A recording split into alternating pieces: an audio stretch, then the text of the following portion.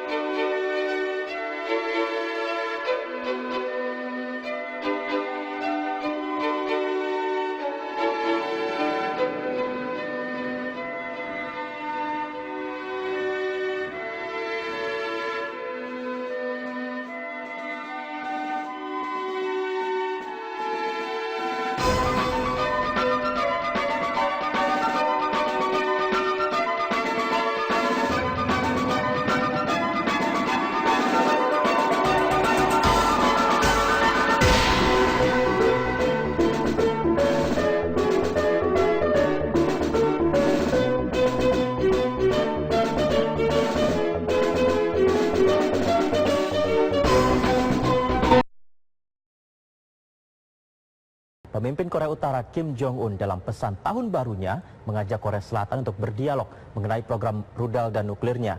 Ajakan tersebut ditujukan agar tercipta perdamaian di Semenanjung Korea. Di awal tahun 2018, pemerintah Korea Utara mulai membicarakan mengenai krisis Semenanjung Korea yang hingga kini masih memanas. Dalam pidato menyambut tahun baru 2018, Kim Jong-un mengajak tetangganya Korea Selatan untuk berdialog membicarakan perdamaian di Semenanjung Korea Utara. Ajakan pemimpin Korea Utara itu pun disambut tangan terbuka oleh Korea Selatan. Juru bicara kepresidenan Korea Selatan, Pak Susun, berharap kedua pemimpin Korea Utara dapat duduk bersama untuk membicarakan solusi damai di Semenanjung Korea yang beberapa bulan ini terus memanas. Di pidato yang sama, Kim Jong-un kembali menegaskan ambisinya soal senjata nuklir. Diktator muda itu mendesak semua elemen di Korea Utara yang terkait dengan program nuklir untuk bisa memproduksi secara massal hulu ledak dan rudal nuklir. Pernyataan ini menunjukkan bahwa Korea Utara akan terus mempercepat program senjata nuklir di tahun 2018. Kim Jong-un juga menegaskan bahwa ia tidak gentar dengan ancaman Presiden Amerika Serikat Donald Trump.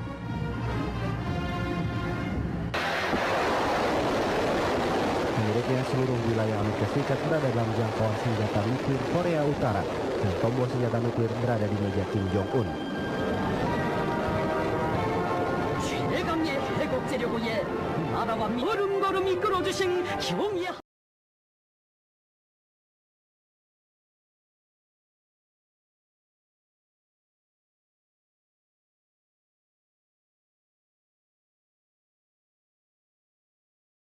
Korban yang jatuh antara Korea Selatan dan Korea Utara sudah terlalu banyak. Maka dari itu, bagi para korban berhak untuk mendapatkan hak kembali kepada keluarganya masing-masing dan berhak untuk hidup secara bebas. Kami pihak Korea Utara akan membantu proses pemulangan para sandera kembali ke Korea Selatan.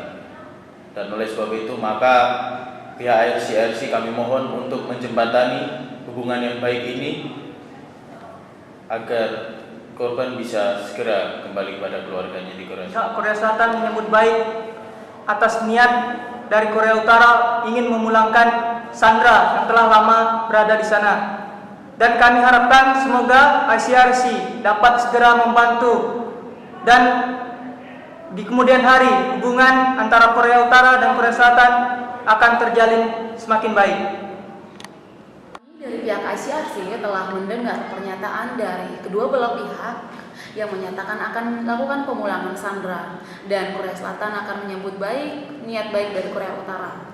Kami dari pihak ICRC tentu akan membantu dengan semaksimal mungkin dan mempercepat proses pemulangan para sandera agar mereka bisa bersatu kembali dengan keluarganya.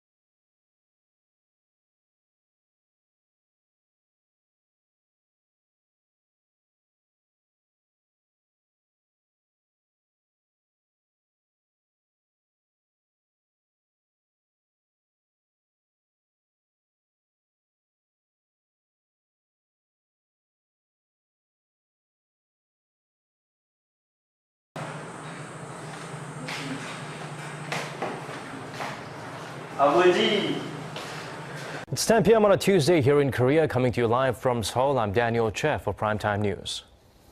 Families divided by the Korean War met for the first time in more than half a century at the Mount Kumgang Resort in North Korea this afternoon. It was an emotional event that culminated with an outpouring of tears and laughter. Connie Kim has our top story. 80-year-old Lee Heung-ok has been waiting for this moment for decades. As soon as her brother Lee Heung-jong enters in a wheelchair, she instantly recognizes him and runs up to her long-lost brother. It's also a dream come true for Lee Heung-jong as he is seeing his grown daughter Lee Jung-suk for the first time. The last time he saw her, she was 2 years old. They don't dare waste a minute of the precious time they have together. The chance to hold on tightly to each other's hands is what these families have long been longing for every day and night. These heart-touching moments soon give way to tears for these siblings now in their 80s. Drafted by the military during the war, younger sister Nam Sun-ok thought her brother was dead. The families from the South take time to reminisce on the past, sharing stories and looking at photographs as they try to make up for the more than 60 decades of lost time. These are just a few of the 389 South Koreans lucky enough to be chosen for this first round of family reunions that will extend over 3 days. On the second day of the reunions, families will have 3 meeting sessions, starting with closed-door meetings, where the families will get some private time. That will be followed by a luncheon and a group meeting. In total, they will get to meet 6 times for a total of 12 hours, which is an extra hour from previous reunions as requested by South Korea. Even still, for many families, it's not enough time, especially because they won't know when or if they'll ever see each other again. Most of the remaining separated family members are in their 80s and 90s, which shows just how pressing it is for these meetings to be held on a regular basis. Connie Kim, Arirang News.